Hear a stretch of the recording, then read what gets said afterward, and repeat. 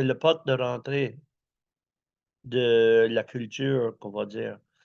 Viens apprendre avec nous autres, viens marcher avec nous autres, viens voir qu'est-ce qu'on peut, apprendre de chacune. L'offre touristique autochtone est variée à travers les MRC de la région, Anisipi dans Amos-Arikana, mais aussi des powwows à Picogan et Témiscamingue First Nation notamment. Il y a également des artistes issus des Premières Nations qui adaptent leurs pratiques artistiques à une offre touristique, comme au lieu historique national d'Obadjiwan, Fort Témiscamingue.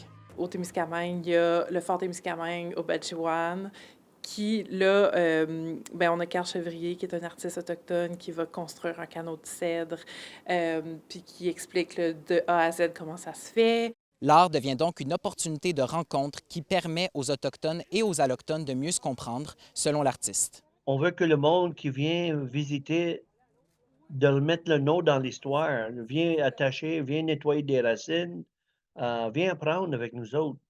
Fait que là, on marche pas tout seul, on marche ensemble. Puis là, ils commencent à nous comprendre mieux, qui qu'on est, Cependant, le développement touristique autochtone se fait tranquillement dans la région. D'abord parce que certaines communautés ont l'implantation de différentes infrastructures davantage en priorité, selon l'organisme Minwashin.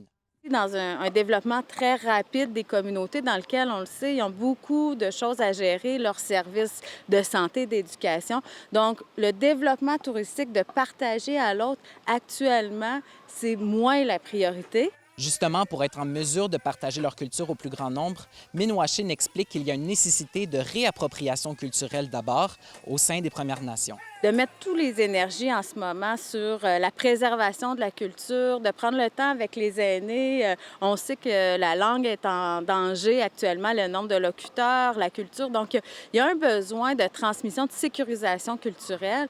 Le site Kinawit à Val-d'Or était justement censé avoir une vocation touristique au départ, mais il est aujourd'hui davantage un lieu de guérison.